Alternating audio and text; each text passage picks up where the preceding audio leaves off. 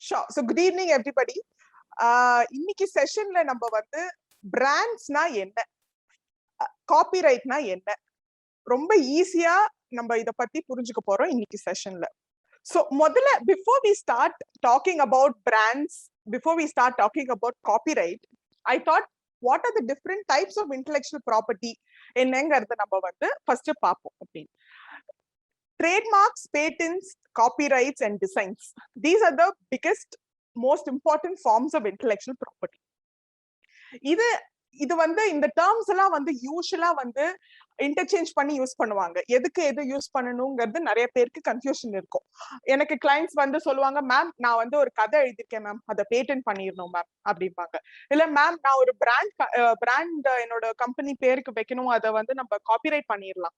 So இந்த மாதிரி terms எதுக்கு யூஸ் பண்ணணும் அப்படிங்கறத நம்ம ஃபர்ஸ்ட் புரிஞ்சுட்டாதான் நம்ம what type of intellectual property will be applicable for your கம்பெனிங்கிறத அண்டர்ஸ்டாண்ட் பண்ணிக்க முடியும்.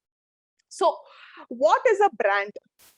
Brand is nothing but the name of your concern, or it is the trademark. Trademark and brands are used interchangeably. So இப்ப நீங்க ஒரு product பண்றீங்க, அந்த ப்ராடக்ட்க்கு பேர் வைக்கணும் அப்படின்னா அது வந்து ட்ரேட்மார்க் ஆகும். சோ இப்போ ஃபார் எக்ஸாம்பிள் ஒரு எக்ஸாம்பிள் எடுத்து நான் சொல்லணும் அப்படின்னா, இப்போ வந்து ஒரு கொக்கோ கோலா பாட்டில் இருக்கு அப்படின்னா அந்த கொக்கோ கோலா அப்படிங்கிறது வந்து பிராண்ட். அந்த பாட்டிலோட டிசைன் அப்படிங்கிறது டிசைன் கடியில வரும். அதே மாதிரி இந்த கொக்கோ கோலாவோட காம்போசிஷன் அது வந்து ட்ரேட் சீக்ரெட் அப்படிங்கிற ஒரு இன்டெலெக்சுவல் ப்ராப்பர்ட்டில வரும். சோ இதே மாதிரி இப்போ வந்து ஒரு மூவி எடுத்துக்கிட்டோம் அப்படின்னா அது வந்து காப்பிரைட்ல வரும். So these are the different types of intellectual property. So if you look at a patent, anything that you come up with and which is an invention will be considered as a patent, which has, it is novel, which has utility, and so on and so forth. There is going to be a detailed session in the third session, where one of our colleagues will be talking about what a patent is. But I just wanted to give an example and give an overview of what are the different types of intellectual property before we go on to the brands and copyright. So these are the different types of property. So now we will look at what is a brand and what is a trademark. So brand என்ன, உங்களோட ஆர்கனைசேஷனோட முகம். நீங்க எப்படி உங்களை portray பண்றீங்க, உங்களோட services, உங்களோட goods, அதை எப்படி நீங்க வந்து போர்ட்ரே பண்றீங்களோ அதுதான் வந்து ட்ரேட்மார்க். ட்ரேட்மார்க் வந்து ஒரு வேர்டா இருக்கலாம், ஜஸ்ட் ஒரு வார்த்தையா இருக்கலாம், இல்ல ஒரு சென்டென்ஸா இருக்கலாம், இல்ல ஒரு ஃப்ரேஸ், ஒரு சிம்பிள், இல்ல ஒரு டிசைனா கூட இருக்கலாம், ஆர் எல்லாத்தையும் கலந்து பண்ணதா கூட இருக்கலாம். So anything that is very unique or anything that is capable of being depicted can be considered as a trademark. So before we go on to see in detail what is a brand, how to choose a brand and so on and so forth, I thought we'll just have a small icebreaker, quick logo quiz to understand the importance of brand. So anybody who knows all six can just raise your hands and we can unmute and you can just identify what are the brands that are you can see on the screen.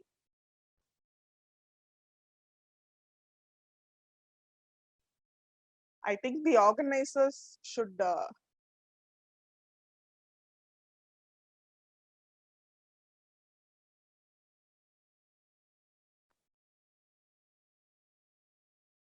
yeah, Mr. Amarnath is unmuted. Madam, Facebook, Swiggy, yes. Ola, Windows, Maruti, Apple.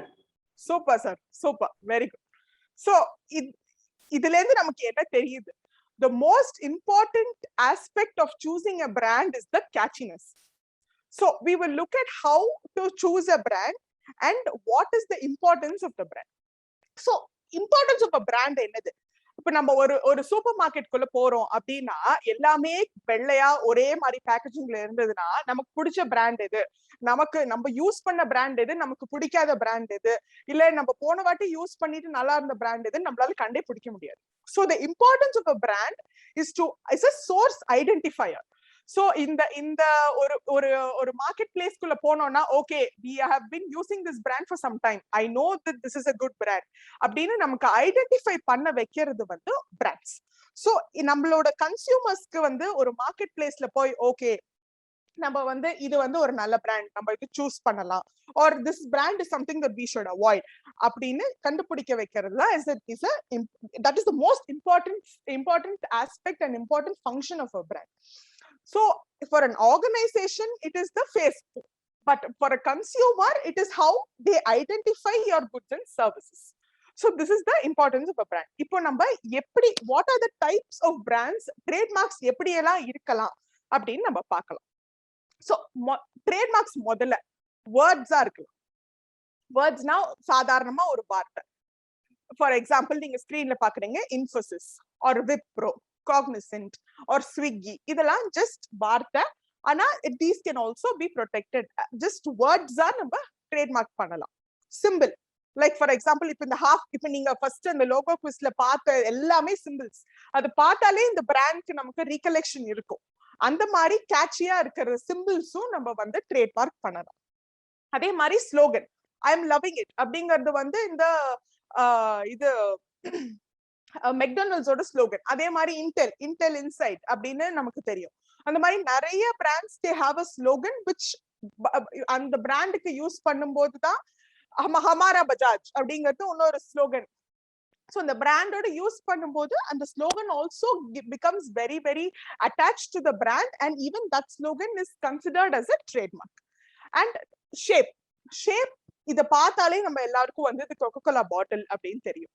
So ரொம்ப ஒரு கொஞ்ச நாளைக்கு நம்ம வந்து ஒரு brand ஒரு particular shape of a product has been used அப்படின்னா then the shape can also be protected as a brand. So இப்ப நம்ம இந்த ஸ்கிரீன்ல பார்க்கிறதெல்லாம் தான் traditional forms of trademarks. So 90% of the trademarks are traditional forms of trademarks that you see on the screen. Most of the corporates or most companies or even startups try and choose brands that are the traditional forms of trademarks that you see that are words or symbols or slogans or a specific shape. There are some unconventional and non-traditional forms of trademarks. So இப்ப புதுசா இப்பதான் வந்து அது ட்ரெண்டுக்கு வருது, அந்த மாதிரி trademarks சில இருக்கு. சோ அது என்னன்னா கலர் காம்பினேஷன். சோ சில ஃபார் எக்ஸாம்பிள் ஒரு கலர் காம்பினேஷன், இப்போ இந்த மாதிரி பர்பிள் ரேப்பரை பார்த்தாலே இது வந்து ஒரு 100 இயர்ஸ்க்கா வந்து Cadbury's is using this purple wrapper. So anybody who sees a chocolate bar in a purple wrapper will be able to identify that it is a dairy milk. அதே மாதிரி yellow கலர்ல வந்து சாக்லேட் ராப்பர் ஸ்கொயரா இருந்ததுன்னா அது டாப்ல ஸ்கொயர்ல ட்ரையாங்கிளா இருந்தது அப்படின்னா அது டாப்லரான் அப்படின்னு நம்மளால ஐடென்டிஃபை பண்ண முடியும். சோ ஒரு பர்டிகுலர் கலர் வந்து உங்களோட குட்ஸ் அண்ட் சர்வீசஸ்க்கு வந்து ஐடென்டிஃபையரா இருந்தது அப்படின்னா even that colour can be protected as a trademark. இந்த ஸ்லிப் ஆன் இந்த ஷூஸ் நீங்க பாக்குறீங்க உங்க ஸ்கிரீன்ல, that is also a very important and a very unique case where Christian Louboutin அப்படின்னு ஒரு ஃபேஷன் product maker இருக்காங்க. So they manufacture shoes with red soles. They are the only ones in the world who manufacture shoes with red soles.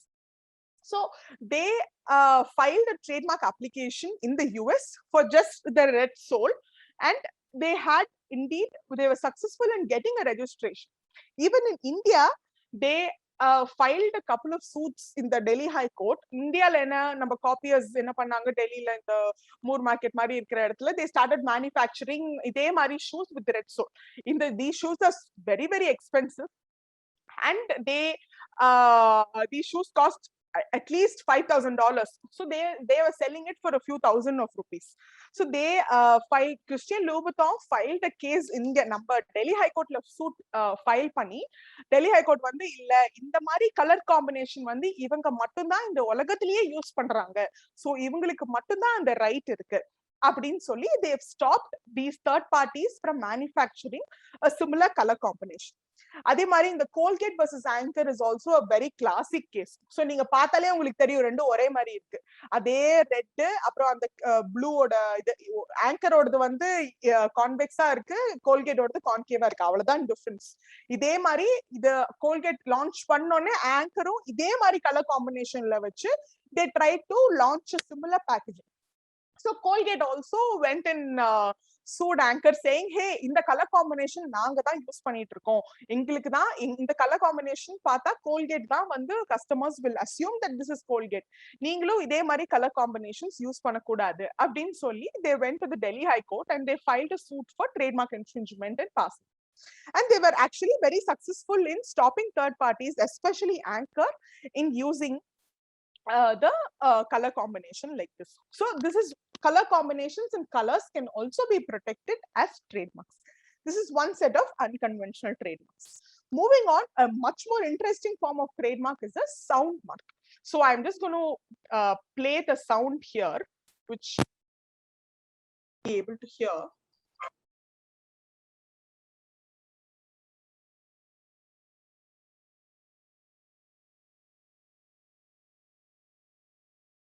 So this is a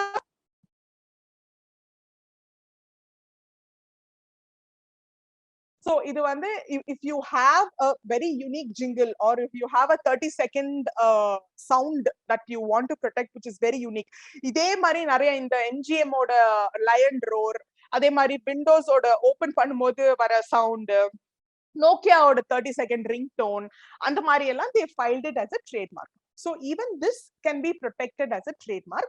So இது நம்ம depict. So one of the most important aspects of filing a trademark is அதை வந்து நம்மளால represent பண்ண முடியணும், இப்படிதான் இருக்கும் அப்படின்னு நம்மளால எழுதி காமிக்கணும்.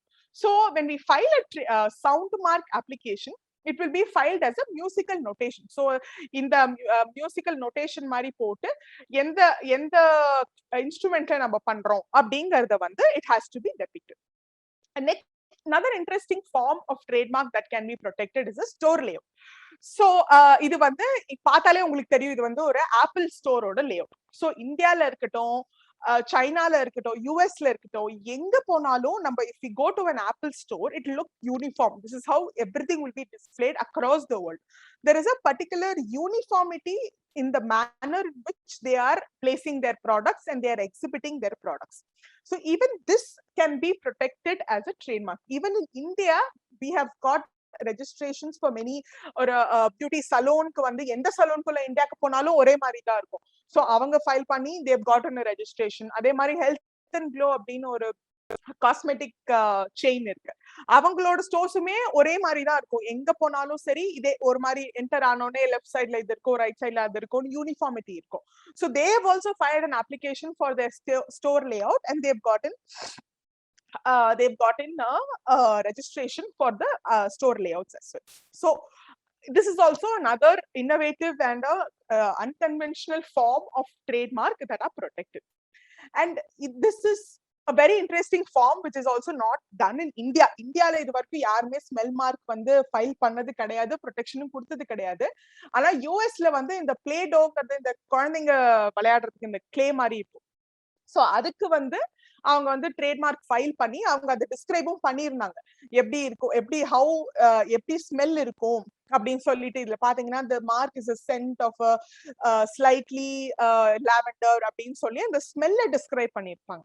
So a smell also can be protected as a trademark provided you are able to describe how the mark smells.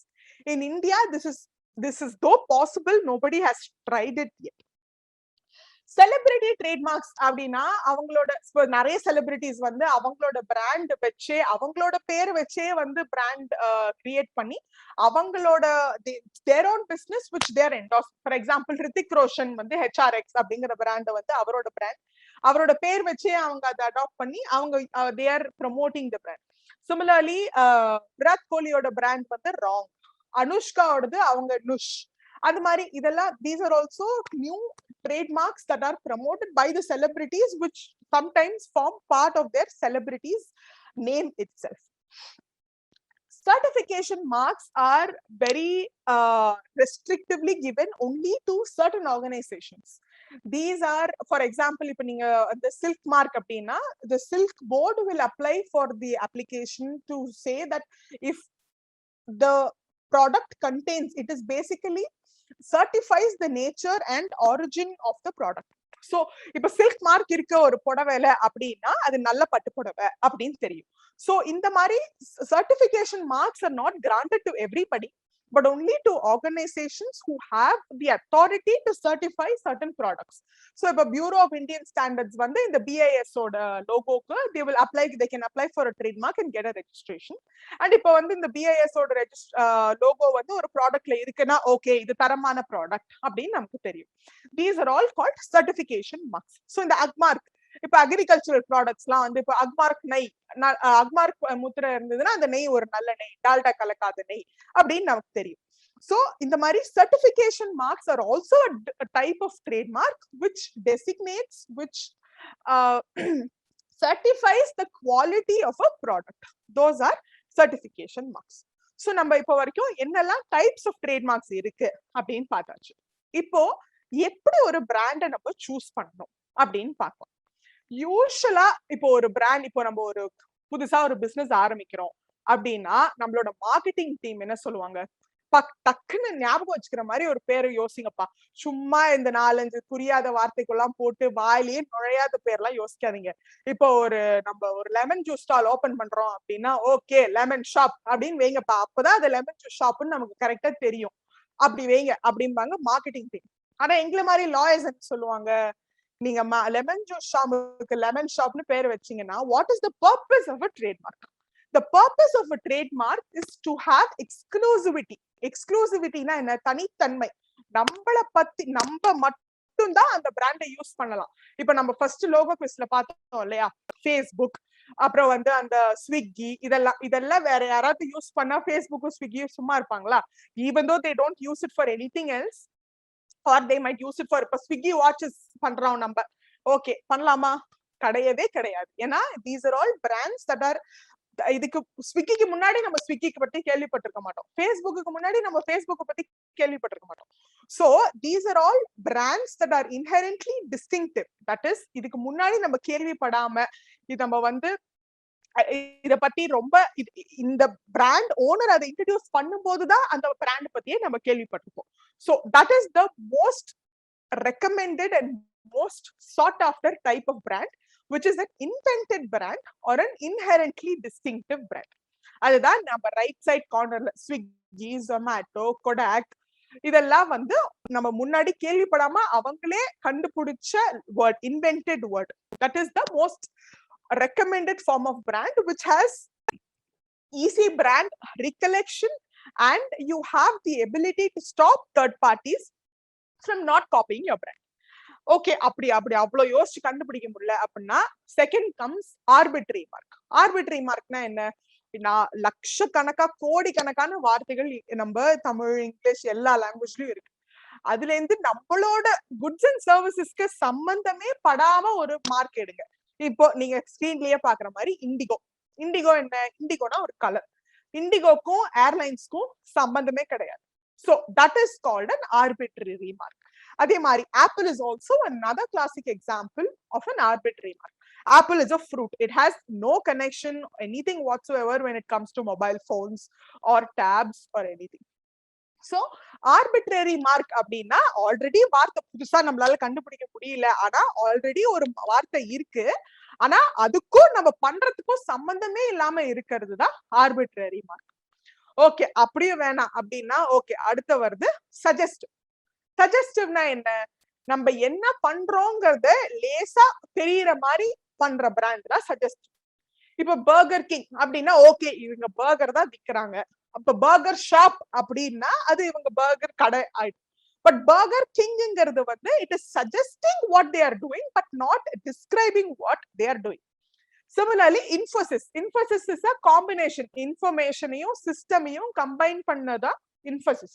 இதுவுமே சஜஸ்ட் பண்றாங்க, ஓகே இந்த இன்ஃபர்மேஷன் பத்தி இன்ஃபர்மேஷன் டெக்னாலஜி பத்தி கொடுக்கிற சர்வீசஸ் தான் Infosys அப்படிங்கிறது தான் suggestive brands. The most not recommended, இந்த மாதிரி தயவு செஞ்சு பண்ணாதீங்க அப்படின்னு நாங்க சொல்ற ரெண்டு தான் ஜெனரிக் அண்ட் டிஸ்கிரிப்டிவ். இந்த மாதிரி ரெண்டு மார்க் தான் வந்து யூசுவலா marketing teams will recommend, saying ஈஸியா ஓகே இது இந்த கடைக்கு போனா இதுதான் கொடுப்பாங்க அப்படிங்கறத நீங்க வந்து சொல்ற மாதிரி பேர் வைங்க அப்படின்னு சொல்றதுதான் இது. Cafe coffee day, okay coffee day போனா காஃபி கிடைக்கும், அந்த மாதிரி ஒரு கெஃபே காஃபி குடுக்கிற கெஃபே காஃபி டே. இந்த மாதிரி பிராண்ட்ஸ் சூஸ் பண்ணா என்ன ப்ராப்ளம் வரும் அப்படின்னா நம்ம ஃபர்ஸ்ட் நான் சொன்னேன் இல்லையா, exclusivity of use of a brand. So நமக்கு மட்டுமே யூஸ் பண்ணணுங்கிறது தான் purpose of a brand. So இந்த மாதிரி நம்ம பண்றத வந்து டிஸ்கிரைப் பண்ணி பிராண்ட் நம்ம வந்து அடாப்ட் பண்ணினோம் அப்படின்னு சொன்னா நம்மளால மத்தவங்கள வந்து ஸ்டாப் பண்ண முடியாது. இப்போ ஒரு காஃபி கடையே வேற எப்படிதான் சொல்ல முடியும்? காஃபி கடையே காஃபி ஷாப், காஃபி கெஃபே அப்படிதான் சொல்ல முடியும். சோ இன்னொருத்தங்க வந்து இப்ப கெஃபே காஃபி டேங்கிறத காஃபி கெஃபே அப்படின்னு வச்சுட்டாங்க அப்படிங்கிறதுனால cafe coffee day will not be able to go and stop these third parties from using a brand that is similar to theirs if the brand that they have adopted is very descriptive or it's very generic to what they are using presently. So நீங்க பண்ணவே கூடாதுங்கிறது வந்து generic and descriptive, பரவாயில்ல பண்ணலாங்கிறது suggestive. The most recommended two forms of brands that you should consider adopting is either an arbitrary brand or inherently distinctive or a coined or an invented brand.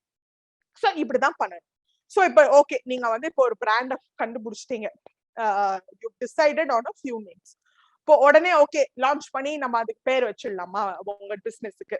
கண்டிப்பா கூடாது. Before you launch, before you decide that this is going to be your brand, this is going to be the name of your business, it is absolutely essential that you do a freedom to operate search. Trademark உங்களுக்கு use பண்றதுக்கு இருக்கா இல்லையா அப்படின்னு பார்க்கணும். அது எப்படி பார்ப்போம்? Indian trademark ஆபீஸ்ல ஒரு ஆப்ஷன் இருக்கு, ட்ரேட்மார்க் சர்ச் அப்படின்னு சொல்லிட்டு.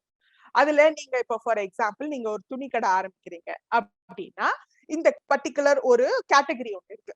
அந்த கேட்டகரியை செலக்ட் பண்ணி நீங்க வந்து இப்போ ஒரு துணிக்கடை நீங்க பிங்க் அண்ட் ஆரஞ்சு அப்படின்னு நீங்க ஒரு துணிக்கடை ஆரம்பிக்கிறீங்க அப்படின்னா உடனே நீங்க போய் அந்த பர்டிகுலர் கேட்டகரியில நீங்க சர்ச் பண்ணணும். பிங்க் அண்ட் ஆரஞ்சு, ஓகே இது வந்து கலர் தான், அதனால இதுக்கும் துணிக்கும் சம்மந்தமே கிடையாது, நல்ல பிராண்ட் தான் இருக்கு அப்படின்னு போய் தேடணும். தேடினீங்கன்னா உங்களுக்கு தெரியும் திருச்சியில வந்து பிங்க் அண்ட் ஆரஞ்சுன்னு ஒரு கடை இருக்கு ஆல்ரெடி, அவங்க ட்ரேட்மார்க் அப்ளிகேஷன் ஃபைல் பண்ணிருக்காங்க. ஐயோ நான் வந்து சேலம்ல இருக்கேன், எனக்கு அதை பத்தி தெரியலையே. ஓகே, அப்போ அவங்க இருக்காங்க, நம்ம அந்த பிராண்டை யூஸ் பண்ணக்கூடாது. ஓகே, வேற ஒரு பிராண்ட் நம்ம சூஸ் பண்ணலாம்.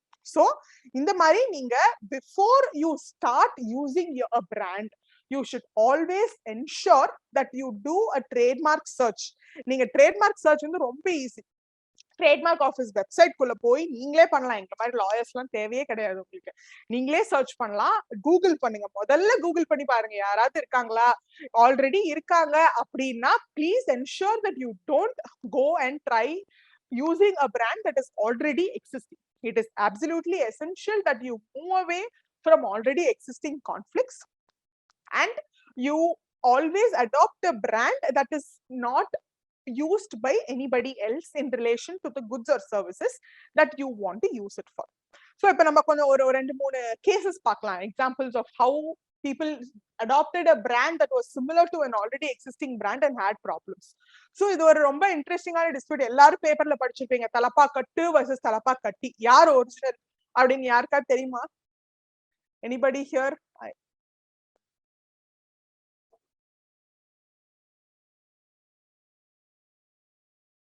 Okay, so I don't think anybody is raising hands, but anyway, 3 participants have raised hands. I'm so sorry. Yes sir, Mr. Ramesh, I think you are unmuted. I have messaged ma'am. Talapakatti. Yeah, I'm sorry, I have to navigate between too many windows, so I'm not I've not seen the yeah you're right sir. So Talapa Katti is the original guy. So Talapa Kattu அப்படினு இங்க சென்னையில one guy started using the brand Talapa Kattu for Simlal biryani. So Talapa Katti biryani filed a suit for trademark infringement and passing off, saying இவன் வந்து எங்கள மாதிரியே use பண்றான், நாங்க தான் இந்த Talapa Kattu யூஸ் பண்ண. Talapa Kattiங்கிறது it is only identifiable to us அப்படின்னு சொல்லி அவங்க வந்து மெட்ராஸ் ஹைகோர்ட்ல ஒரு கேஸ் போட்டு அவங்க வின்னும் பண்ணிட்டாங்க. அண்ட் இந்த தலப்பா கட்டு biryani they were asked to change their name and use something else. So இன்னொரு இன்ட்ரெஸ்டிங் இது என்னன்னா ஆச்சி வந்து Achi Masala has a lot of registrations for different types of masalas in India as well as the world. இவங்க என்ன ஆச்சி restaurant அப்படின்னு சொல்லிட்டு யூஎஸ்ல San பிரான்சிஸ்கோல ஒருத்தவங்க வந்து ஆரம்பிச்சாங்க, ஒரு சவுத் இந்தியன் தான். அப்ப ஆச்சி மசாலா வந்து யூஎஸ்ல போய் they were very successful in stopping this party from using restaurant, saying மசாலாவும் ரெஸ்டாரண்ட்டும் ரொம்பவே பக்கம். The consumers who are using masala will obviously assume that இந்த ஆச்சி தான் இந்த இது அந்த ஆச்சி மசாலா தான் இந்த ரெஸ்டாரண்ட் வந்து யூஸ் பண்ணிருக்காங்க. சோ அதனால கண்டிப்பா கன்ஃபியூஷன் வரும். எங்களோட ரெப்யூட்டேஷன்ல இருந்து இவன் வந்து this party is trying to build on அப்படின்னு சொல்லிட்டு this Achi restaurant in San Francisco was stopped from using Achi. இது என்ன எக்ஸாம்பிள்? அப்போலோ வர்சஸ் சாய் அப்போலோ. இந்த சாய் இன்னொரு very common mistake that everybody makes is ஒரு பிராண்ட் எடுத்துட்டு முன்னாடி பின்னாடி ஒரு 2 வார்த்தை சேர்த்துட்டு இது டிஃப்ரெண்ட் பிராண்ட் மேடம். இப்போ நான் வந்து இப்போ குளோபல் ஹாஸ்பிட்டல் இருக்கு, நான் வந்து ஸ்ரீ குளோபல் ஹாஸ்பிட்டல் வேற ஏதாவது இன்னும் 2 வார்த்தை போட்டு நான் ஹாஸ்பிட்டல் ஆரம்பிக்கிறேன் மேடம். இல்ல காவேரி ஹாஸ்பிட்டல் இருக்கு, நான் வந்து கொங்கு காவேரி மருத்துவமனை அப்படின்னு போட்டுக்கிறேன் மேடம் அப்படின்னு சொன்னா அதெல்லாம் வந்து these are all practices that should not be followed. Because இந்த நமக்கு ஏன் அந்த பிராண்ட் யூஸ் பண்றோம் நம்ம முதல்ல நினைக்கிறோம், ஏன்னா அந்த பிராண்ட் பாப்புலரா இருக்கு. சோ முதல்ல அதை நம்ம பண்ணவே கூடாது. ஒரு பாப்புலரான பிராண்ட் எடுத்து முன்னாடி பின்னாடி போட்டு நான் ஒரு இது ஆரம்பிச்சுட்டேன்னா அந்த பிராண்ட் நினைச்சு நமக்கு வருவாங்களே அப்படிங்கிற தாட்டே நமக்கு இருக்கவே கூடாது. It is important that we choose a brand that is not already existing or is not popular or not used by any other parties. So இப்போ இன்னொரு இதே பண்றாங்க. ஓகே, இப்பதான் வந்து ரொம்ப ஃபேமஸான ஒரு மார்க், ஃபார் எக்ஸாம்பிள் பென்ஸ் இருக்கு. பென்ஸ் வந்து காருக்கு தானே, சரி நான் பனியன் விற்கிறதுக்கு வந்து நான் பென்ஸ் யூஸ் பண்றேன் அப்படின்னு சொல்லாம கிடையவே கிடையாது.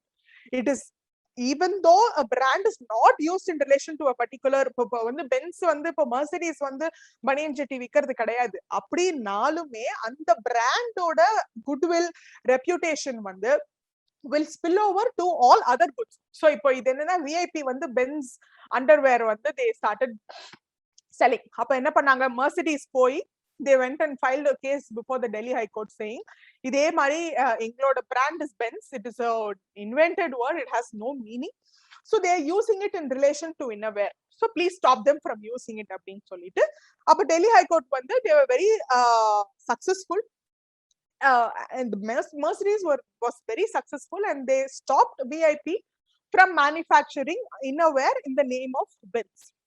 So another very என்ன சொல்றது, உங்களுக்கு தப்பான ஒரு அண்டர்ஸ்டாண்டிங் என்னன்னா, ஓகே இந்த பிராண்ட் இருக்கு ஆனா அவங்க வேற எதுக்கு தானே யூஸ் பண்றாங்க, நம்ம வேற எதுக்கு யூஸ் பண்ணிக்கலாமே அப்படிங்கிறது. அதுவும் பண்ணவே கூடாது.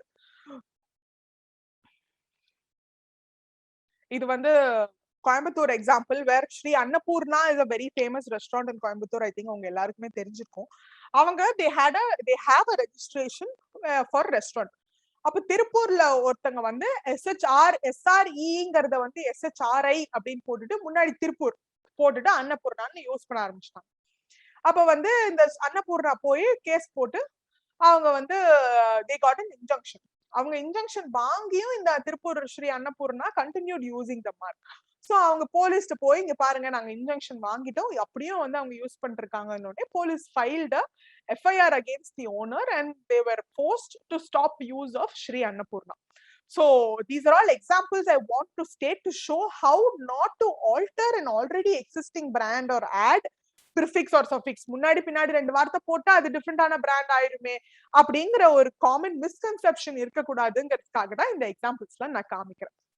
இது இப்போ ரொம்ப ரீசெண்டா வந்த கேஸ் வேர் ராம்ராஜோட லோகோ வச்சு ஒரு மேனுஃபேக்சரர், ஒரு மாஸ்க் மேனுஃபேக்சரர் திருப்பூர்ல வந்து ஆல்ரெடி இருக்கிற லோகோ, சரி அதை வச்சு நம்ம போட்டு மேனுஃபேக்சர் பண்ணிடலாமே அப்படின்னு சொன்னதுக்கு 3 பேரை அரெஸ்ட் பண்ணிட்டாங்க இது கோயம்புத்தூர்ல. So there is an express bar on using third party brands on your products as well. So அதுக்கு நம்ம ராம்ராஜ்ங்கிறது வேஷ்டி தானே, அதை நம்ம வந்து மாஸ்க்ல போடலாமே அப்படிங்கிறது வந்து is a very common misunderstanding and common mistakes that many people do. அத பத்தி தெரியாமலே பண்றது வந்து ஒரு அது வந்து தப்பான விஷயம்ங்கிறத வந்து நீங்க புரிஞ்சுக்கணும். This is a very recent case.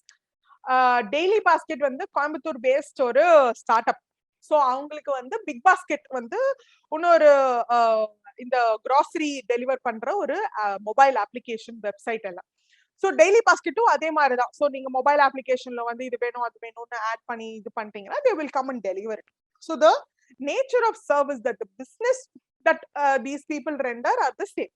So இவங்க என்ன Big Basket sent a legal notice to daily basket saying hey நீங்க யூஸ் பண்றது எங்களோட மார்க்குக்கு சிமிலரா இருக்கு, நாங்க தான் பண்றோம் அப்படின்னு இவங்க மக்கள் நினைச்சுப்பாங்க, அதனால நீங்க ஸ்டாப் பண்ணுங்க யூஸ் பண்றத அப்படின்னு சொல்லி இவங்களுக்கு ஒரு சீஸ் அண்ட் டெசிஸ் நோட்டீஸ் அனுப்பிச்சிட்டாங்க. So cease and desist notice வருதுங்கிறது வந்து ஒரு ஸ்டார்ட் அப்புக்கு ஒரு பெரிய ஒரு ப்ளோ. அந்த மாதிரி ஒரு நோட்டீஸ் வந்ததுன்னா அதை நம்ம பண்றோமோ இல்லையோ, அவங்க கேஸ் போடுறாங்களோ இல்லையோ, சீஸ் அண்ட் டெசிஸ் நோட்டீஸ் வருதுங்கிறது வந்து is a big no to a startup. So it is absolutely essential and the need of the hour to ensure that before you choose a brand that you understand and choose a brand that is not already existing. இப்ப நான் சொன்ன மாதிரி Swiggy okay I தானே இருக்கு, நான் வையா மாத்திட்டு ஒரு ஃபுட் ஆப் வைக்கிறேன் இல்லையா, ஐயா மாத்திட்டு நான் வாட்ச் மேனுஃபேக்சர் பண்றேன், அந்த மாதிரி பண்ணாதீங்க. ஆல்ரெடி இருக்கிற பிராண்ட வந்து வேற எதுக்காவது யூஸ் பண்ணாதீங்க. இப்ப நான் கூகுள் ஜிம்ஸ் நான் பண்றேன் சார், கூகுள் வந்து என்ன சர்ச் இன்ஜின் தானே, நான் வந்து கூகுள் ஜிம்ஸ் பண்றேன் இல்லையா, நான் ஜொமேட்டோ அப்படின்னு எடுத்து நான் வந்து துணி மேனுஃபேக்சர் பண்றேன், தயவு செஞ்சு பண்ணாதீங்க. அதே மாதிரி இந்த மார்க்கை வந்து டிஸ்கிரைப் பண்ற மாதிரி இப்ப நான் வந்து ஃபார் எக்ஸாம்பிள் இப்ப நான் வந்து காஃபி ஷாப் ஆரம்பிக்கிறேன் அப்படின்னா காபி கடை அப்படின்னு நான் பேர் வைக்கிறேன் இல்லையா, நான் வந்து இது செல் பண்றேன் துணி செல் பண்றேன் அப்படின்னா வந்து கிளாத் ஸ்டோர் அப்படின்னு நான் பேர் வைக்கிறேன் அப்படின்னா that those will also be very difficult. ஏன் பண்ணாதீங்கன்னு சொல்றோம் அப்படின்னா these are all terms that are generic and that are required in trade. For example இப்ப நம்ம வந்து ஒரு நீங்க அத பிராண்டா யூஸ் பண்ணிட்டீங்க அப்படின்னா இன்னொருத்தவங்க துணி கடை பண்றவங்க they will need அத நம்ம பிராண்டா இல்லாட்டியும் அத வந்து அந்த அவங்க பண்றதை டிஸ்கிரைப் பண்றதுக்கு they will need the cloth store அப்படிங்கிற ஒரு இது. So it is essential that you choose a brand that does not describe what you are doing. Google AdWords அப்படின்னா is a marketing tool that is available today for all. It is one of the most important and sought after marketing channels and marketing tools for many businesses. So AdWord na என்ன அப்படின்னா நம்ம இப்போ ஒரு domain name இப்போ Google search பண்றோம்னு வச்சுக்கோங்களேன், இப்போ for example Naidu hall அப்படின்னு சர்ச் பண்றாங்க அப்படின்னா இப்ப வந்து சென்னை சில்க்ஸ் அப்புறம் வந்து வேற ஏதாவது கிளாத் பிக் ஷாப்ஸ் எல்லாம் வந்து அவங்களோட வெப்சைட்டோட அந்த இது மாதிரி ஒரு ப்ரோக்ராம் மாதிரி இருக்கும். சோ அதுல வந்து இப்ப நாயுடு ஹால் அப்படின்னு அவங்க அதை போட்டிருந்தாங்க அப்படின்னா சோ இப்ப நான் நாயுடு ஹால்னு சர்ச் பண்ணும்போது ஃபர்ஸ்ட் வந்து இப்ப போத்தீஸோடது வரும் இல்ல ஃபர்ஸ்ட் வந்து சென்னை சில்க்ஸோடது வரும். சோ அது பேர் தான் AdWord. சோ அந்த மாதிரி நம்ம வந்து இன்னொருத்தவங்களோட பிராண்ட நம்மளோட அட்வர்டைஸ்மெண்ட்க்கு வந்து பண்றதுமே இஸ் a trademark infringement. இப்ப நீங்க ஸ்கிரீன்ல பாத்தீங்கன்னா இப்ப iPhone 6s சர்ச் பண்ணா சாம்சங்கோடது ஃபர்ஸ்ட் மேல வருது பாருங்க ஆட் அப்படின்னு சொல்லிட்டு. ஏன் வருது? ஏன்னா சாம்சங் வந்து அவங்களோட கூகுள் AdWordsல வந்து they've added iPhone 6s as one of the AdWords. So that pops up Samsung first even before Apple search. So that is a marketing gimmick that everybody is following right now to use competition. நம்மளோட காம்படிட்டர்ஸோட பிராண்ட நம்மளோட AdWordல use பண்ணிக்கிட்டோம் அப்படின்னா அவங்களோட தேடும் போது நமக்கு வரும், நம்மளோட தேடும் போதும் அவங்களுக்கு வரும். So you should understand that இந்த மாதிரி பண்றதுமே வந்து it is considered as a trademark violation. So இப்ப நம்ம வந்து we've seen what are the different types of brands, எப்படி brand choose பண்ணணும் அப்படின்னு. சோ இப்ப நம்ம வந்து எப்படி ஒரு ட்ரேட்மார்க்கை ஃபைல் பண்ணி அதை எப்படி ரெஜிஸ்டர் பண்ணணும் அப்படின்னு பார்ப்போம். சோ இப்ப நம்ம ட்ரேட்மார்க் ஃபைல் பண்றதுக்கு என்னெல்லாம் தேவை? ஒண்ணு நம்மளோட யாரு அப்ளை பண்றாங்களோ அவங்களோட நேம், அவங்களோட அட்ரஸ். அப்புறம் இப்ப நம்ம மார்க் என்ன வேணாலும் ஃபைல் பண்ணலாம். It can be a word or it can be a logo or just ஒரு வேர்டே வந்து நம்ம ஸ்டைலா ஒரு லோகோ மாதிரி பண்ணலாம் இல்லையா, வெறும்னா ஒரு இது பார்த்தோம் இல்லையா ஃபர்ஸ்ட்லயே பார்த்தோம் இல்லையா just an Apple logo. So something like that. So whatever you decide to have as your brand, that is required. Third one is the description of goods and services. What is the description of goods and services? இப்போ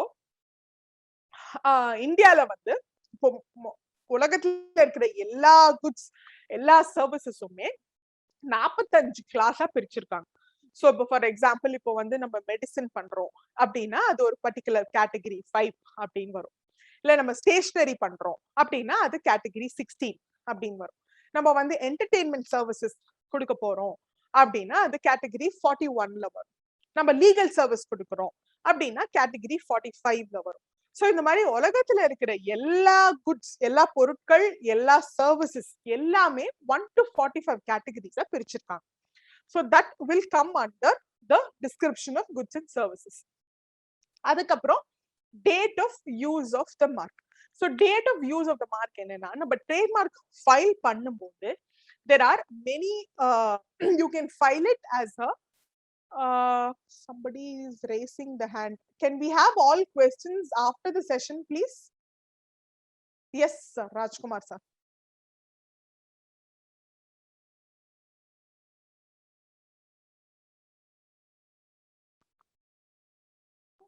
Okay, I am not able to unmute. Yeah, so we'll have all questions after the session, please. Yeah. So the fourth point is the date of use of the mark. So when we are filing a trademark application, நம்ம ரெண்டு விதமா application file பண்ணலாம். ஒண்ணு என்னன்னா நம்ம பண்ண போறோம், ஒரு மார்க் யூஸ் பண்ண போறோம் அப்படின்னு ஃபைல் பண்ணலாம். இல்ல நீங்க ஆல்ரெடி நீங்க யூஸ் பண்ண ஆரம்பிச்சிட்டீங்க, ஐயோ நம்ம ட்ரேட்மார்க்கே ஃபைல் பண்ணலையே, சரி இப்ப ஃபைல் பண்ணலாம் அப்படின்னு உங்களுக்கு தோணித்துனா நீங்க எப்ப யூஸ் பண்ண ஆரம்பிச்சீங்களோ நீங்க அப்பையில இருந்து யூ கேன் சே நாங்க இந்த டைம்ல இருந்து யூஸ் பண்ணிருக்கோம் அப்படின்னு சொல்லி you can add a statement at the time of filing the trademark and file it. So that is the fourth one. So you can say that I'm proposing to use the mark, or you can say I've been using this mark from 1st August 2012 அப்படின்னு நம்ம சொல்லலாம். அதுக்கப்புறம் அஞ்சாவது power of attorney. நீங்க யாருக்கு file பண்ண போறதுக்கு, இப்போ ஃபைல் பண்ண பொழுது வந்து ட்ரேட்மார்க் ஏஜென்ட் மட்டும் தான் ஃபைல் பண்ண முடியும். ஏன்னா இப்ப முக்காவாசி எல்லாமே ஆன்லைன் ஃபைலிங்கிறதுனால அவங்களுக்கான ஒரு கோட் இருக்கும், ஒரு டிஜிட்டல் சிக்னேச்சர் தேவைப்படும், அந்த மாதிரி எல்லாம் இருக்கும். So அந்த ட்ரேட்மார்க் ஏஜென்ட்டை வந்து நான் I am authorizing this person to file this application on my behalf அப்படின்னு சொல்றதுக்கு ஒரு பவர் ஆஃப் அட்டார்னி தேவைப்படும். ஸோ இந்த டாக்குமெண்ட்ஸ் எல்லாமே நீங்க வந்து கொடுத்துட்டீங்க அப்படின்னா trademark application can be filed. So once this application is filed அப்படின்னா second step is examination. So examination அப்படின்னா என்ன? இப்போ நான் ஃபர்ஸ்ட் சொன்னேன் பாத்தீங்களா, நீங்க ட்ரேட்மார்க் சர்ச் பண்ணணும் அப்படின்னு. சோ நம்ம வந்து இப்போ நான் அந்த பிங்க் அண்ட் ஆரஞ்சு எக்ஸாம்பிளே எடுத்துக்கிறேன். நீங்க சர்ச் பண்றீங்க பிங்க் அண்ட் ஆரஞ்சுக்கு, ஆல்ரெடி இருக்குன்னு உங்களுக்கு தெரியும், அதனால என்ன பரவாயில்ல நானும் பிங்க் அண்ட் ஆரஞ்சு, ஓகே நான் வந்து அது திருச்சி பிங்க் அண்ட் ஆரஞ்சா நான் சேலம் பிங்க் அண்ட் ஆரஞ்சுன்னு போட்டுக்கிறேன் அப்படின்னு சொல்லிட்டு நீங்க சேலம் பிங்க் அண்ட் ஆரஞ்சுன்னு போட்டு ட்ரேட்மார்க் ஃபைல் பண்ணிட்டீங்க. அப்போ ட்ரேட்மார்க் ஆஃபீஸ் என்ன பண்ணும், இந்த எக்ஸாமினேஷன் ஸ்டேஜ்ல என்ன சொல்லுவாங்க, அப்பா இங்க பாருங்க ஆல்ரெடி பிங்க் அண்ட் ஆரஞ்சுன்னு இருக்காங்க, அதனால உங்களுக்கு ட்ரேட்மார்க் எங்களால கொடுக்க முடியாது அப்படின்னு சொல்லி ஒரு நோட்டீஸ் அனுப்புவாங்க. அதுக்கப்புறம் அதுக்கு நம்ம ரெஸ்பாண்ட் பண்ணணும். சோ நம்ம சர்ச் பண்ணாம இந்த மாதிரி பண்ணோம் அப்படின்னா, தேர்ட் பார்ட்டிஸ் ஆல்ரெடி இருக்காங்கன்னு தெரியாம பண்ணோம்னா that will be a loss. ஏன்னா 90% of the time if there is an already existing party with an identical or a similar brand, the trademark office will not give you the registration. அவங்க அளவே பண்ணவே மாட்டாங்க. Already இருக்கு அப்படிங்கும் போது ஒரு trademark அவங்களுக்கு மட்டுமே அது சம்பந்தம், அவங்களுக்கு மட்டுமே அது வந்து ஓனர்ஷிப் அப்படின்னு சொல்லிட்டு they will not let anybody else use or adopt a brand or file an application for a brand which is already registered. So இப்போ எக்ஸாமினேஷன் ஸ்டேஜ்ல அப்ப என்ன ஆகும், அந்த pink and orange Salem pink and ஆரஞ்சுக்கு அவங்க அப்ஜெக்ஷன் ரைஸ் பண்ணிடுவாங்க, saying இல்லப்பா அவங்களால பண்ண முடியாது. அதுக்கப்புறம் அப்ளிகேஷன் ரெஃப்யூஸ் ஆயிடும்.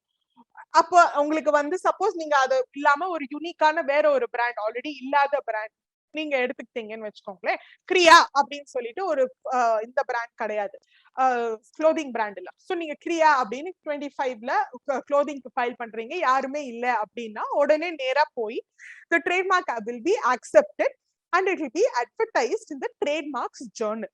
So trademarks journalங்கிறது வாரம் வரும். சோ அந்த ஜேர்னல்ல வந்து எந்தெல்லாம் யாரெல்லாம் என்ன ட்ரேட்மார்க்ஸ் ஃபைல் பண்ணிருக்காங்க அதை வந்து ஆக்செப்ட் பண்ணிருக்கு ட்ரேட்மார்க் அப்படின்னு ஒரு பெரிய ஒரு PDF டாக்குமெண்ட் ட்ரேட்மார்க் ஆஃபீஸ் வெப்சைட்ல அப்லோட் பண்ணுவாங்க. அந்த வெப்சைட்ல அப்லோட் பண்ணிட்டா அந்த Journal will be available for 4 months. So அந்த 4 monthsக்குள்ள வேற யாராவது இப்ப நீங்க கிரியான்னு இப்ப ஃபைல் பண்ணிட்டீங்க வச்சுக்கோங்களேன். நாங்க இப்ப கிரியா லா வந்து பார்த்துட்டு இதே மாதிரி லோகோ வச்சு ஃபைல் பண்ணிருக்காங்கப்பா, ஐயோ நம்ம அதை அப்போஸ் பண்ணணும், எப்படி அவங்க வந்து நம்மளோட லோகோ வச்சே அவங்ககிட்ட ஒரு துணி கடை ஆரம்பிக்கலாம் அப்படின்னு சொன்னா நாங்க என்ன பண்ணுவோம், கிரியா லால இருந்து we have the right to file something called an opposition. ஆப்போசிஷன்னா என்ன, நம்ம தேர்ட் பார்ட்டி வந்து ஹே அது அந்த பிராண்ட் வந்து எங்க பிராண்ட் மாதிரியே இருக்கு, அதனால நீங்க வந்து அந்த பிராண்டை ரெஜிஸ்டர் பண்ணக்கூடாது அப்படின்னு சொல்றதுதான் opposition.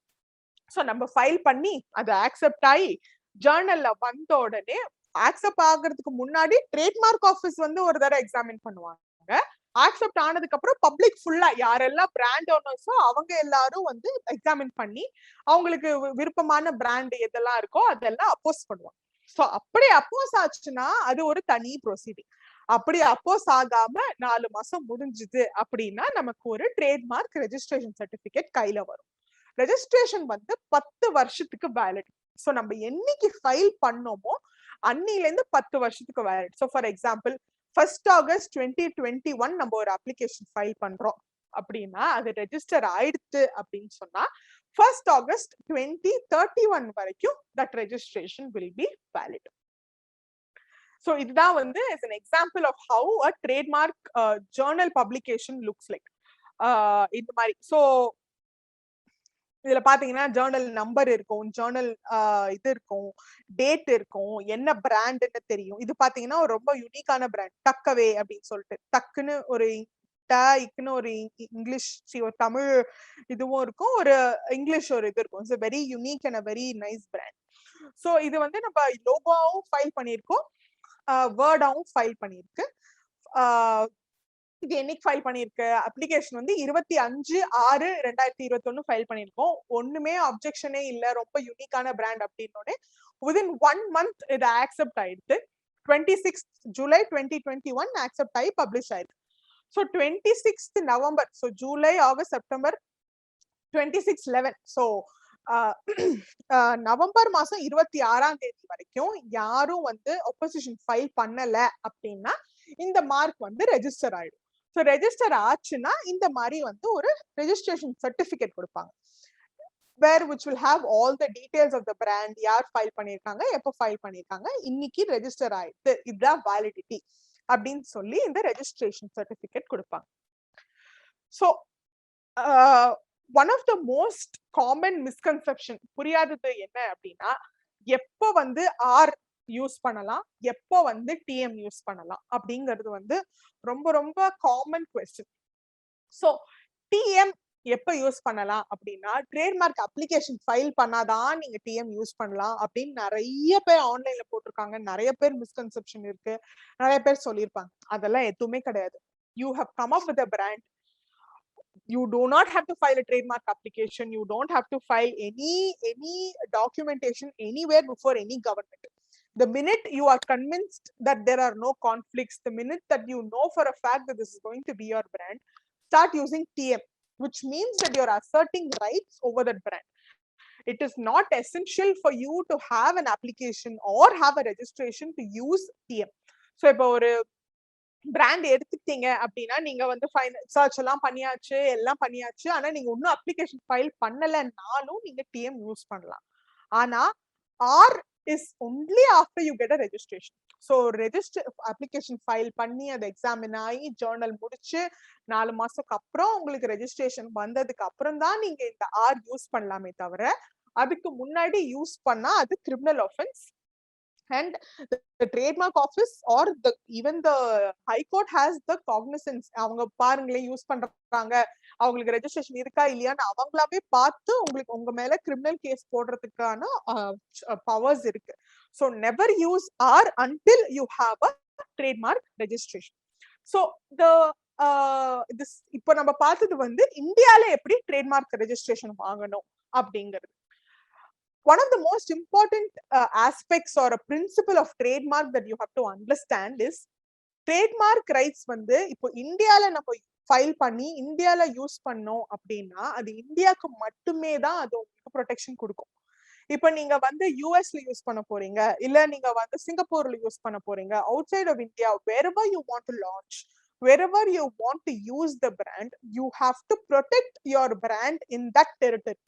Trademark rights are territorial. So நீங்க ஒரு கண்ட்ரில போய் ஃபைல் பண்ணி ரெஜிஸ்டர் பண்ணி நீங்க யூஸ் பண்ண ஆரம்பிச்சிட்டீங்க அப்படின்னா அந்த கண்ட்ரில மட்டுமே தான் உங்களுக்கு ப்ரொடெக்ஷன் இருக்கும். இன்டர்நேஷனல் ட்ரேட்மார்க் அப்படின்னு ஒரு இன்டர்நேஷனல் ப்ரொடெக்ஷன் அப்படிங்கிற ஒரு கான்செப்ட் கிடையாது. இது வந்து நீங்க நல்லா புரிஞ்சுக்கணும். நீங்க இந்தியால ஃபைல் பண்ணிட்டு இந்தியால யூஸ் பண்ணிட்டு இப்ப நீங்க வேற கண்ட்ரிக்கு எக்ஸ்பேண்ட் பண்றீங்க அப்படின்னா நீங்க எந்த கண்ட்ரிக்கு எக்ஸ்பேண்ட் பண்ண விரும்புறீங்களோ அந்த கண்ட்ரில you should have filed a trademark application and then commence use. So whichever country you're expanding to, it is absolutely essential that you perform the same exercise that you did in India of conducting a search and then filing an application. So you might have other third parties who've adopted a similar brand in that country. So நீங்க அந்த கண்ட்ரிக்கு போயிட்டு இங்க use பண்ணிட்டோம் அதனால அந்த country நேரா file பண்ணலாம் அப்படிங்கறதும் தப்பு. அந்த கண்ட்ரில உங்களை இதே மாதிரி பிராண்ட் முன்னாடி யாராவது ஒருத்தவங்க ஃபைல் பண்ணி ரெஜிஸ்டர் பண்ணிருக்கலாம், அதை யூஸ் பண்ணிருக்கலாம். So it is important that you carry out this exercise in other countries in which you want to expand your scope.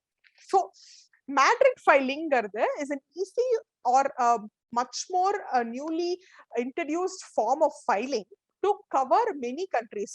So இப்போ நீங்க வந்து சைமல்டேனியஸா நான் ஒரு 120 கண்ட்ரிக்கு வந்து நான் ஃபைல் பண்ணணும், நான் ஒரு 120 கண்ட்ரிக்கு இப்போ எக்ஸ்போர்ட் பண்ண போறேன், என் ப்ராடக்ட்ஸ்லாம் அங்க அவைலபிளா இருக்க போகுது, நான் 120 கண்ட்ரில போய் ஒண்ணுனா ஃபைல் பண்ணுமா அப்படின்னா அதுக்கு பண்றதுக்கு தான் இந்த மேட்ரிட் ஃபைலிங். ஸோ இது எப்படின்னா இந்தியால ஃபைல் பண்ணிட்டு இந்த மேட்ரிட் சிஸ்டம் மூலமா இந்த நீங்க what are all the countries the Madrid filing the actual இந்த ஃபைலிங் சிஸ்டம்ல 183 கண்ட்ரிஸ் ரெஜிஸ்டர் பண்ணிருக்காங்க. சோ இந்த புரோட்டோகால்ல சோ இந்த 183 கண்ட்ரீஸ்ல நீங்க எந்தெல்லாம் கண்ட்ரி நீங்க வந்து டெசிக்னேட் பண்ணணும்னு சொல்லிட்டீங்களோ முதல்ல இந்தியால ஃபைல் பண்ணிட்டு இந்த ஆபீஸ்ல போய் எனக்கு இந்த கண்ட்ரீஸ்லாம் வேணும் அப்படின்னு சொல்லிட்டு நீங்க டெசிக்னேட் பண்ணீங்கன்னா ஒரு கண்ட்ரிலயும் உங்களுக்கு ஒரு அப்ளிகேஷன் நம்பர் கொடுத்து ஒரு கண்ட்ரிலயும் இப்ப நம்ம இந்தியால பார்த்த அதே ப்ராசஸ் எக்ஸாமினேஷன் ஆகும், அதுக்கப்புறம் ஆக்செப்ட் பண்ணுவாங்க இல்ல ரெஃப்யூஸ் பண்ணுவாங்க. ஆக்செப்ட் பண்ணாங்கன்னா அது பப்ளிகேஷன் ஆகும், பப்ளிகேஷன் ஆனா ஆப்போசிஷன் வரலாம், வராம இருக்கலாம், வராம இருந்தா ரெஜிஸ்டர் ஆகும். So நம்ம இந்தியால பார்த்த அதே process will be carried out in each of these 120 countries.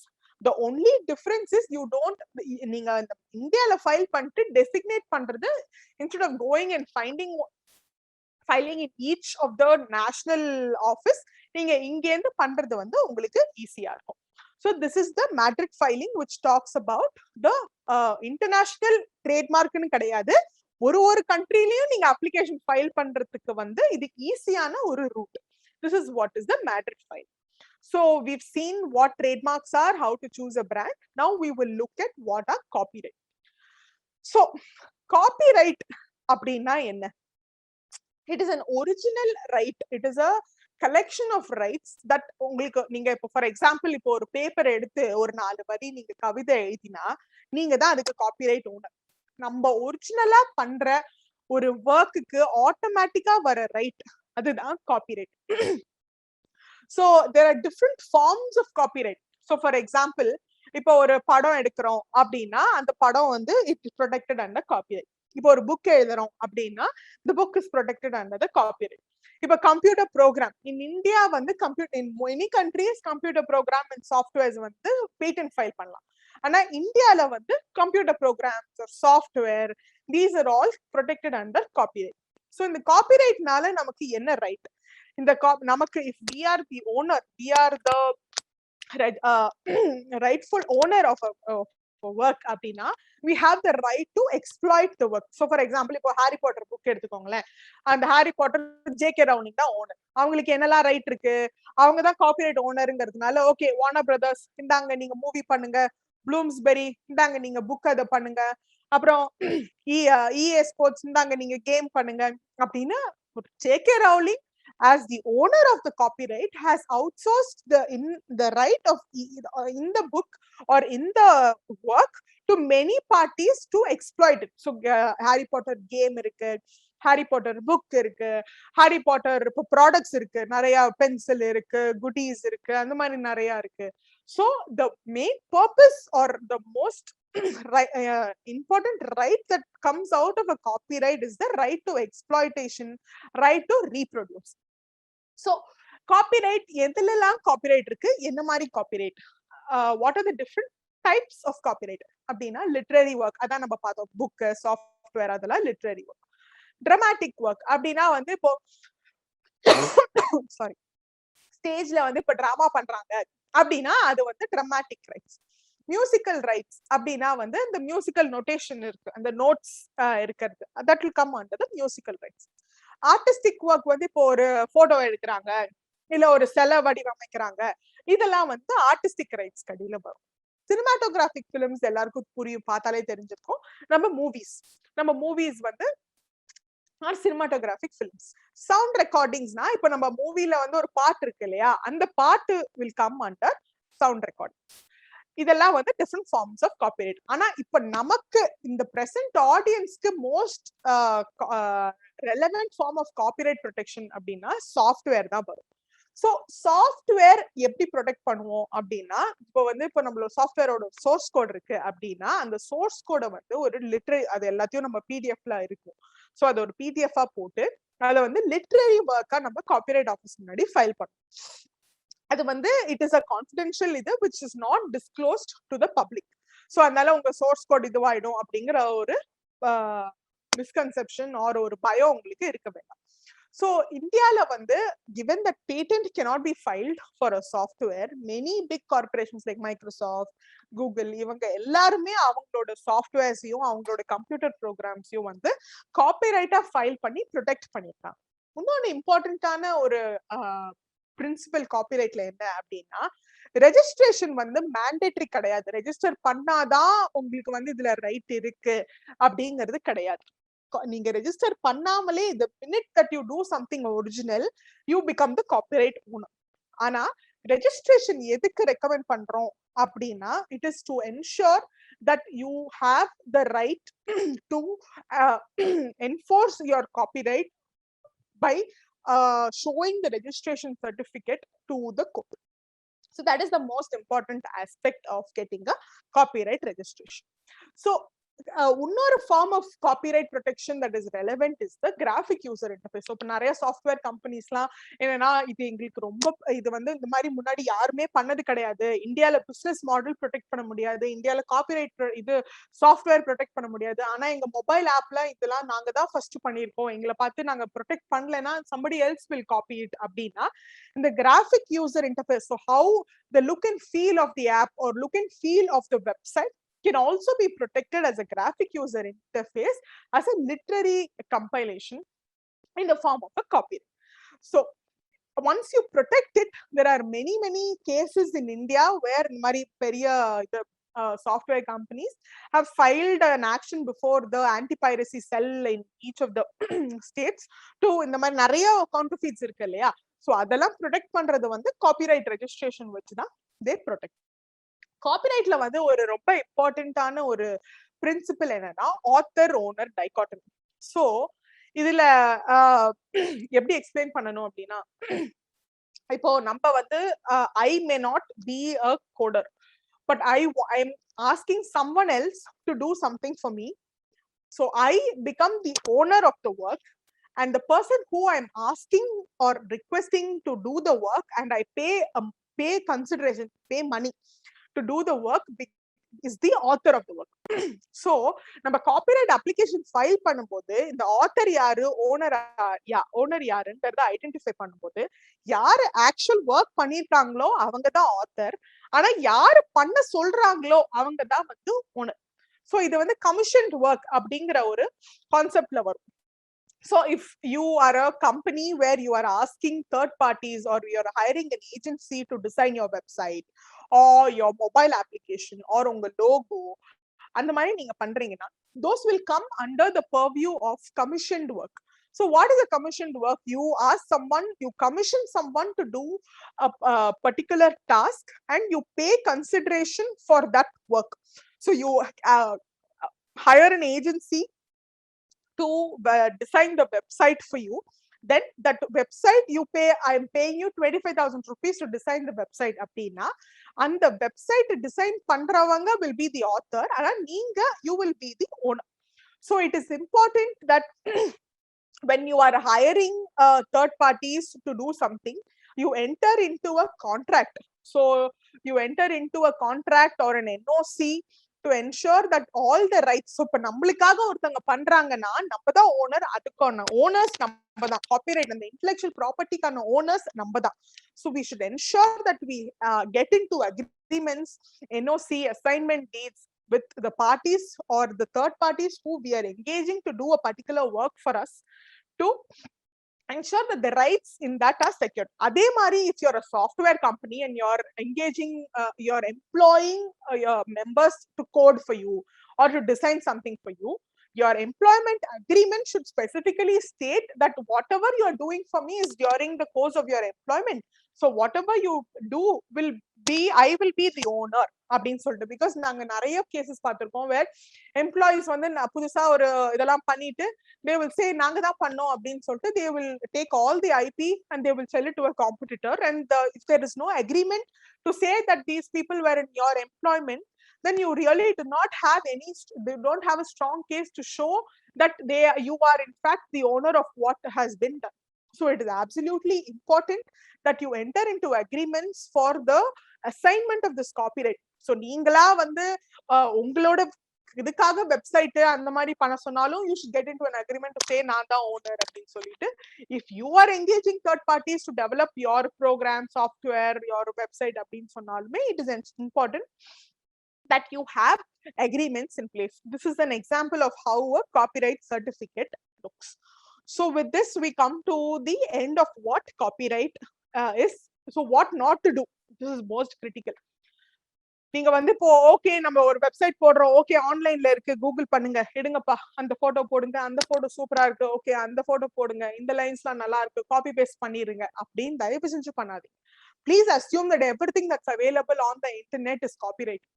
நீங்களா ஒரிஜினலா பண்ணணும்னா பண்ணுங்க, இல்ல there are many sites where you have to pay $1 பே பண்ணா இந்த போட்டோ யூஸ் பண்ணிக்கலாம். இல்ல கொஞ்சம் கண்டென்ட் ரைட்டர் இருப்பாங்க, நீங்க அவங்களுக்கு per hour $100 கொடுத்தீங்கன்னா உங்களுக்கு எழுதி கொடுப்பாங்க அந்த மாதிரி. Please don't take copy paste work or content that is already available. Ensure that you create a trademark சொன்னதே தான் காப்பிரைட்டுக்கும். நீங்களா originality is the key.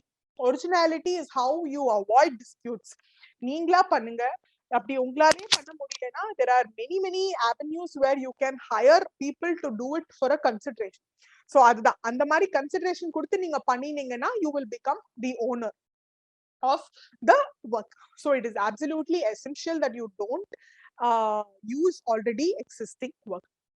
So this is how you protect each of your IP அறிவுசார் சொத்துரிமையை நீங்க எப்படி protect பண்ணணும் அப்படின்னா, புதுசா நீங்க ஒரு ப்ராடக்ட் கண்டுபிடிச்சீங்கன்னா அதை பேட்டன்ட்டா ப்ரொடெக்ட் பண்ணுங்க. புதுசா நீங்க வந்து ஒரு அழகான ஒரு இதை வடிவமைச்சீங்க, அது வந்து பாக்குறதுக்கே ரொம்ப அழகா, உலகத்துல யாருமே அந்த மாதிரி பண்ணதில்லை அப்படின்னா அதை டிசைனா ப்ரொடெக்ட் பண்ணுங்க.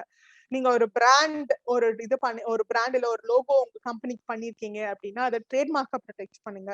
உங்களோட கம்பெனிக்கு எக்ஸ்க்ளூசிவா ஒரு கஸ்டமர் லிஸ்ட் இருக்கு, நாங்க அவ்வளோ ரிசர்ச் பண்ணி வந்து நாங்க AI மூலமா டார்கெட் பண்ணி இந்த கஸ்டமர் லிஸ்ட்டை வந்து நாங்க ப்ரிப்பேர் பண்ணிருக்கோம் அப்படின்னா அதை வந்து கான்ஃபிடென்ஷியல் இன்ஃபர்மேஷன் நீங்க மார்க் பண்ணி யாருக்கு கொடுத்தாலும் நீங்க NDA இல்லாம கொடுக்காதீங்க. Because unless and until you mark the document as a confidential document, it will not be identified as an intellectual property which is confidential and which belongs to you. அதே மாதிரி உங்களோட இப்போ ஒரு ப்ராடக்ட் பண்றீங்க, அதுக்கு வந்து ஒரு ப்ரோஷர் பண்றீங்க அப்படின்னா அந்த product brochure you have to protect it, it will be under copyright. இப்ப நீங்க ஒரு வெப்சைட் பண்றீங்க அப்படின்னா அந்த கிராஃபிக் யூசரையும் நீங்க வந்து இது பண்ணணும், காப்பிரைட்டா ப்ரொடெக்ட் பண்ணலாம். அந்த டொமைன் நேமை வந்து நீங்க வந்து ப்ரொடெக்ட் பண்ணலாம். ஸோ இந்த டொமைன் நேம் செலக்ட் பண்ணும்போது நிறைய மிஸ்டேக்ஸ் என்ன பண்றாங்க அப்படின்னா, உங்களோட டாப் லெவல் டொமைன் நீங்க .com இருக்குன்னா, இப்போ ஃபார் எக்ஸாம்பிள் pinkandorange.com நீங்க உங்க இதுக்கு க்ளோதிங் ஷாப்க்கு நீங்க இது பண்ணிட்டீங்க அப்படின்னா அது மட்டும் போராது.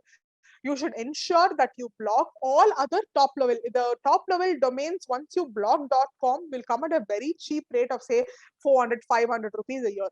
So it is absolutely important that you block top level domains like .in, .org.in, .net.in, .co.in, அந்த மாதிரி எல்லா டாப் லெவல் டொமைன்ஸையும் நீங்க பிளாக் பண்ணிட்டு எல்லாத்தையும் உங்களோட மெயின் வெப்சைட்டுக்கு நீங்க சோர்ஸ் பண்ணி டைவர்ட் பண்ணி விட்டுறலாம். That will be much more easier and it will stop cyber squatters from sitting on your brand. அதுக்கப்புறம் அது ஒரு தனி ப்ரொசீடிங் இருக்கு. இப்ப நாளைக்கே வந்து வேற யாராவது உங்களோட பிராண்டை யூஸ் பண்ண ஆரம்பிச்சு அதே இது பண்ணிட்டாங்க அப்படின்னா அந்த வெப்சைட், ஏன்னா இப்போ in today's world a website is the biggest marketing tool that you can have. So it is absolutely important that you block all forms of top level domains and have a great IP portfolio. So thank you so much for the opportunity.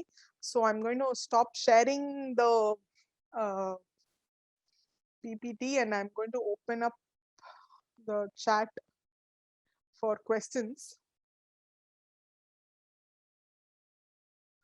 Okay, every generation service power company comes under which category?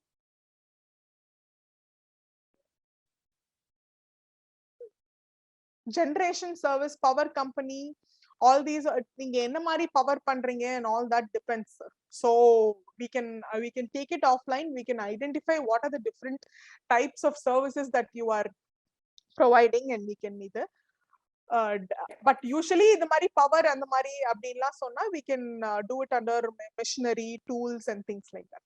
So அதுக்கப்புறம் Mr. ATS has asked if we register our trademark in India, can we sell in other countries with the word R?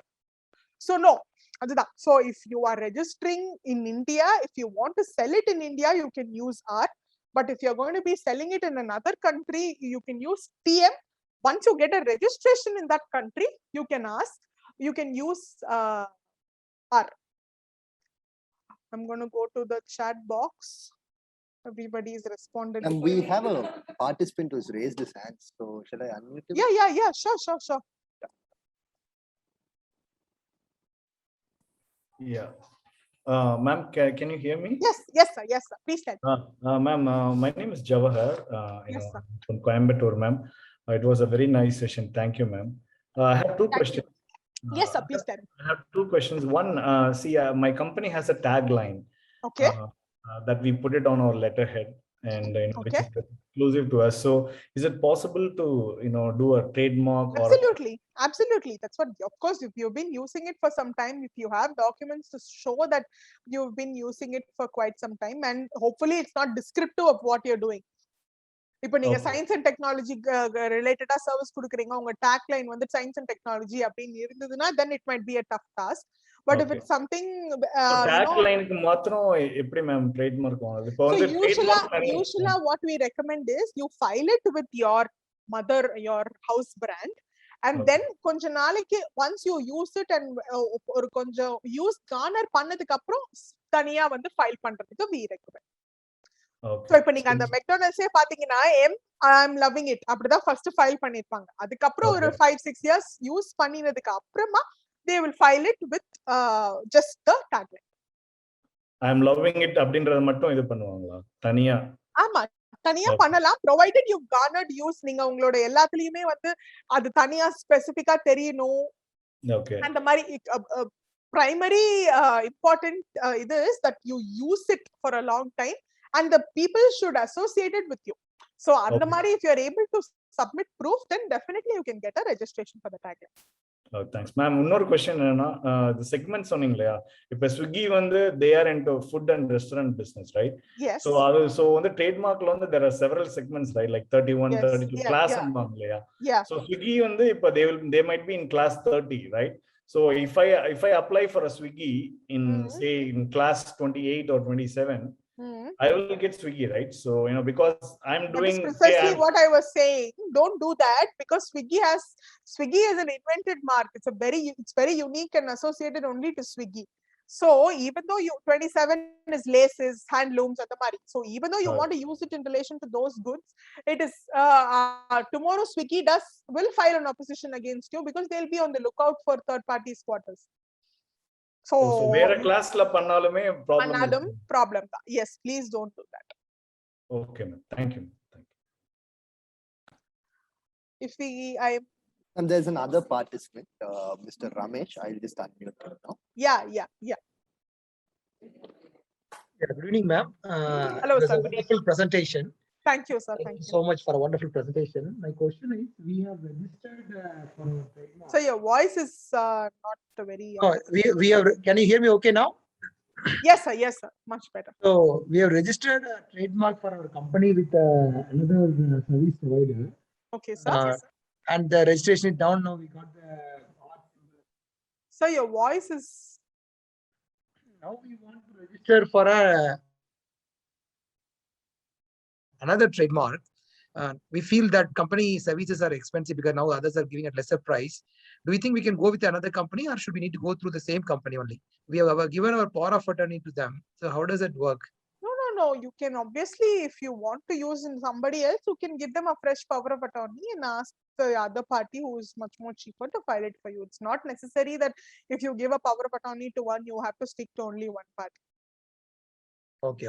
And this registration is only to be done by any lawyer, or it could be only through the trademark agent only? It can be done by any lawyer who has the agent code and can have the online filing facility.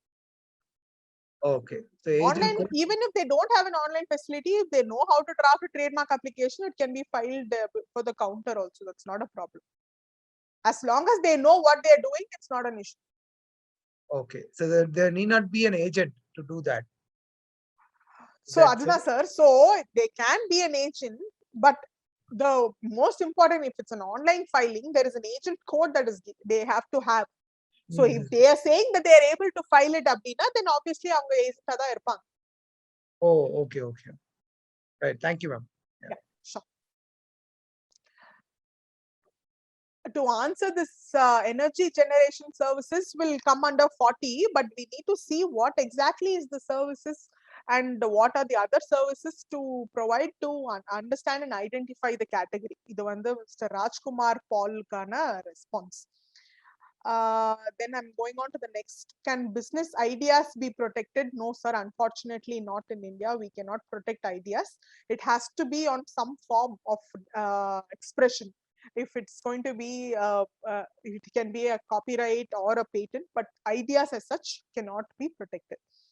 Mr. Rajkumar has asked, is there any website for getting copyright? So there is an online portal through which you can file a copyright application, but you need to go through a person who knows how to do it because it's quite technical and it's a, you know, you might find it difficult to do it yourself. So on a copyright website in India, you can understand how it works and things like that. So I think I've answered Mr. Ramesh's question. Mr. Ramani, if we design and develop a process replacing the existing process for a customer completely new way, can that be protected and protect us from using the customer using the same design in another area without paying us? So adi enna design eppadi irukku? Is it something that's absolutely new? We cannot give a generic question or rather a generic answer. Adi ennaங்கிறத பார்த்துட்டு if it's something, it's just a trade variant அப்படின்னா we'll have to see how it can be protected as a design patent என்னங்கிறத பார்த்துட்டு தான் we'll be able to do. So I may not be able to give a yes or no for this answer, for this question. Saurav, if I think there are anybody else, you can unmute them. Yes, ma'am. There is one more person, Ms. Rupali.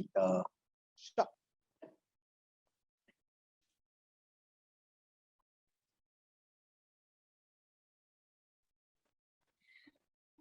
Good evening, ma'am. I just wanted to know if we are going to register a trademark in this kind of a digital age, does it make sense to register in one or two, big economies simultaneously? Because you never know, right? Yes, absolutely. So if you're going to be starting a business with the vision of going international, then yes, of course, in many countries, in India, it's the first to use doctrine. So even though a person does not have a trademark registration, if we find out that he's already using the brand, he has better rights over the person who's gotten a trademark registration. But in many countries, it is the first to file that takes priority. So if you want to protect your brand internationally, and if you have the vision to go international, then it's absolutely essential that you do this freedom to operate search across the countries that you're planning to expand and file applications. So, ma'am, you had mentioned the Madrid version to register internationally, but that's a very expensive affair. I think that's for 140 countries or whatever. No, you can choose 1 or 2 also. That's not a problem. Okay, fine. So if you're Okay, going so to be that- doing, yeah, please, yeah. So, I mean, since of course we're just starting, but in a digital world, you never know where your business is going to come from. So I was just wondering whether it makes sense to register in 1 or 2, the bigger economies as well. And if there was a cost-effective way to do it, because, and of course we don't have the bandwidth sitting here, right? So, no. So there are law firms, including our firm. I have personally handled trademark portfolios across 178 countries. So we act as a desk. We help you file and prosecute applications across the world. So we don't charge. We only charge you for the coordination, but you can directly pay what the fees is to the third parties or the associates that we put you in touch with in other countries. I see. So, as a thumb rule, how much would it cost to do trademarks in, say, 2 other countries, 2 to 3 other countries outside India? We will not be able to give you that estimate until we know what the countries are, what the brand is. Let's say, okay, yeah, okay, okay, great. Yeah, so you can probably write to us and we can give you a cost quote at on a complimentary basis. That won't be an issue. Sure, ma'am. Thank you. Okay, thank you.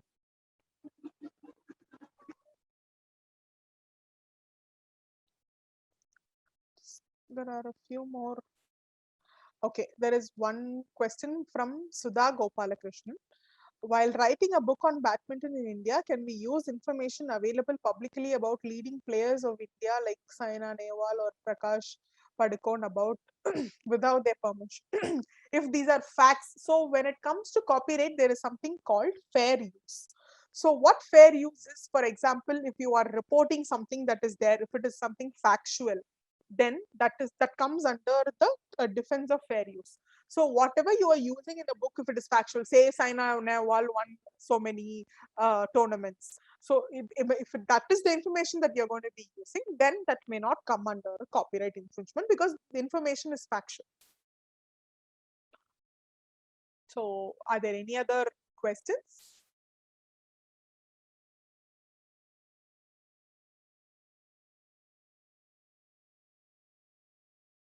Hello. Yeah, there are no questions. Nobody has raised their hand. So. Okay.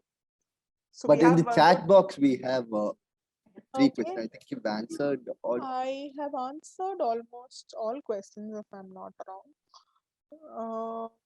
Registered in India, energy generation, business ideas, website. Yeah, I think I've pretty much.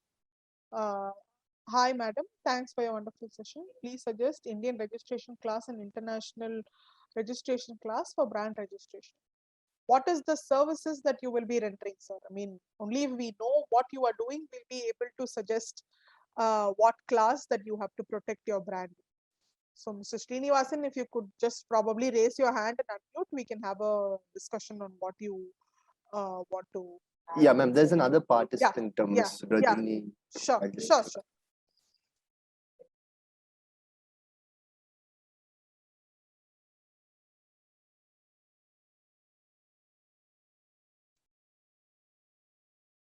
There are 2 participants who've raised hand. Perfect, ma'am. I think Sriram, they're having some issue. I'll lower her hand. I will unmute Srinivasan, please. Sure. Ma'am, Srinivas, ma'am. Yes, sir. Madam, agri product, madam, in the class, maybe don't exact in the agricultural products. For example, oil seeds, the oil, madam. So oil வந்து நீங்க industrial oil அந்த மாதிரி edible oil. Edible oil will come under 29 and 30, sir. Okay, madam. Clarification, madam.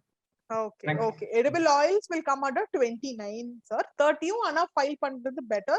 Because food class அப்படிங்கிறதுனால 2 கிளாஸ்லயும் protect பண்றது is always recommended.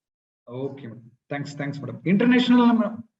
ஒரே class தான் sir. So India follows Nice classification which is internationally recognised. ஸோ அதனால if you file in 29 in India, it will be the same across the world. Okay, madam. Thanks, madam. Thank you, sir. Ms. Rajni has also raised her hand, or you can probably type the question for me to answer, Ms. Rajni, if you're having problems. Ma'am, there's another participant, M. Sure. Balasubramanian. Sure. Yes, sir. Can you hear me? Yes, sir. Yes, sir. Please type. Yeah. இப்போ வந்து ஒரு brand name வந்து ஒரு 10 years use பண்ணிட்டு இருக்கோம். Okay, ஆனா sir. வந்து trademark பண்ணல. சரி, இப்போ sir. வந்து நம்ம அது யூஸ் பண்ணதுக்கு ப்ரூஃப் எல்லாம் இருக்குது. இப்போ Okay. பண்ணோம்னு சொன்னா தாராளமா பண்ணலாம் சார். நல்லா பண்ணலாம். இப்போ வேற யாராவது ரெஜிஸ்டர் பண்ணிக்க சான்ஸ் இருக்கா? வேற யாராவது ரெஜிஸ்டர் பண்ணிருக்காங்களா இல்லையா நம்ம சர்ச் பண்ணி கண்டுபிடிக்கணும். ஓகே. அப்படி இப்போ பண்ணிருக்காங்க அப்படின்னா நம்ம ஃபைல் பண்ணும்போது நாங்க 10 வருஷமா யூஸ் பண்ணிட்டு இருக்கோம் அப்படின்னு சொல்லிட்டு ஃபைல் பண்ணோம். 10 வருஷத்துக்கு முன்னாடில இருந்து அவங்க யூஸ் பண்றாங்க அப்படின்னா வந்து அது கொஞ்சம் நமக்கு ப்ராப்ளமா இருக்கும். அது நம்ம பார்க்கணும். ஓகே. ஓகே. ஓகே. சரிங்க. தேங்க்ஸ்ங்க. I'm unmuting another participant, Yeah. Maheshwari. Hello hello. Good evening madam. Good evening sir. சொல்லுங்க. Very excellent. எனக்கு ரொம்ப தெளிவு கிடைச்சிருக்கு மேடம் இன்னைக்கு பிராண்ட பத்தி. Thank you sir. ரொம்ப தேங்க் யூ. நன்றி. இப்ப நானும் ஆக்சுவலா என்னன்னா ஒரு இமிடேஷன் ஜுவல்லரி ஷாப் வச்சிருக்கேன். சரி சார். நானும் ஒரு கிளிட்டர் அப்படிங்கிற ஒரு பேரை யூஸ் பண்ணிக்கிட்டு இருக்கேன். Okay sir.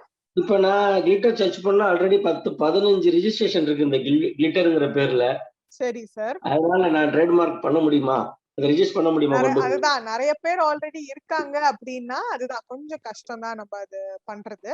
சோ அது நம்ம ப்ராபப்ளி வேற ஏதாவது ஒரு பார்க்கணும் எவ்வளவு பேர் கிளிட்டர் யூஸ் பண்றாங்க, எப்படி கிளிட்டர் யூஸ் பண்றாங்கன்னு நம்ம அதை எக்ஸாமின் பண்ணிட்டு என்ன பண்ணலாங்கிறத நம்ம பார்ப்போம். Okay okay. Thank you madam. நான் ஆக்சுவலா வந்து அதுக்கு பதில் ஒரு ஆல்டர்னேட்ல ஒரு மில்லியர் அப்படிங்கிற பேர் ரெஜிஸ்டர் பண்ணிட்டேன். ஓகே.